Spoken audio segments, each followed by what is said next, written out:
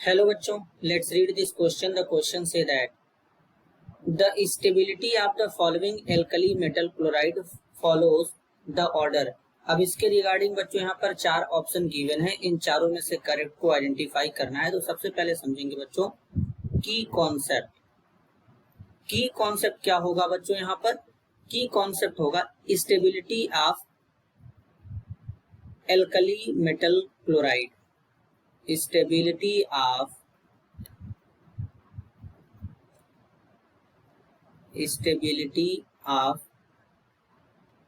Alkali metal chloride. तो alkali metal chloride के बारे में बात करेंगे बच्चों यहाँ पर। तो स्टेबिलिटी ऑफ कंपाउंड किस पे डिपेंड करता है बच्चों? Stability of compound depends upon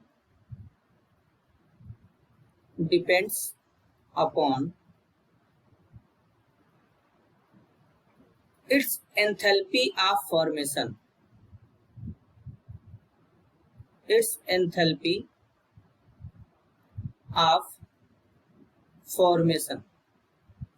अब बेसिकली बच्चों जो एंथैल्पी ऑफ फॉर्मेशन होता है इसको दिखाते हैं डेल्टा एच एफ से दिखाते हैं। The more negative value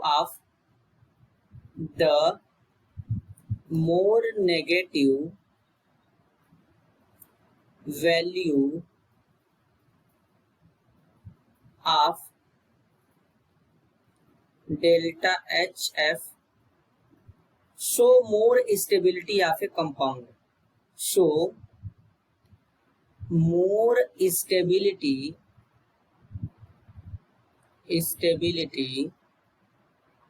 of a compound।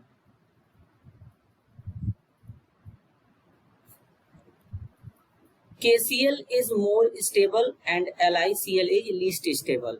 thus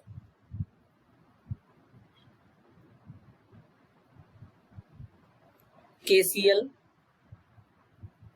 is more stable and LiCl is least stable।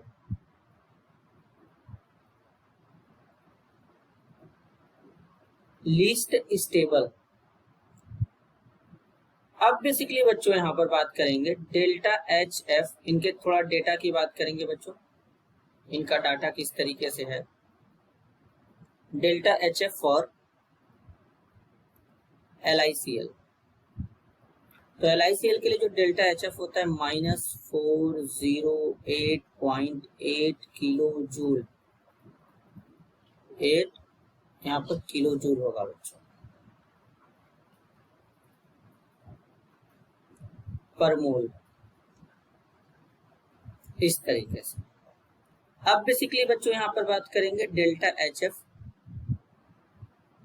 For NaCl। इसके लिए होगा -412.5 किलो जूल पर मोल। फिर है बच्चों डेल्टा एच एफ यहाँ पर होगा फॉर CSCl -433 किलो जूल पर मोल।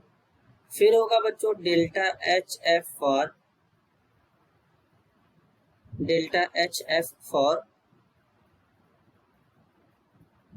KCl।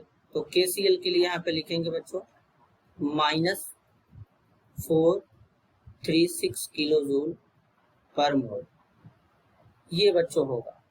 और यहाँ पर ये हमारा डेल्टा एच एफ है बच्चों। इसमें एफ हमारा जो होता है यहाँ पे नीचे की तरफ इस तरीके से होता है। तो ये यहाँ पर हो जाएगा। तो इनके लिए अगर हम एक करेक्ट ऑर्डर बनाएं तो किस तरीके से बनेगा?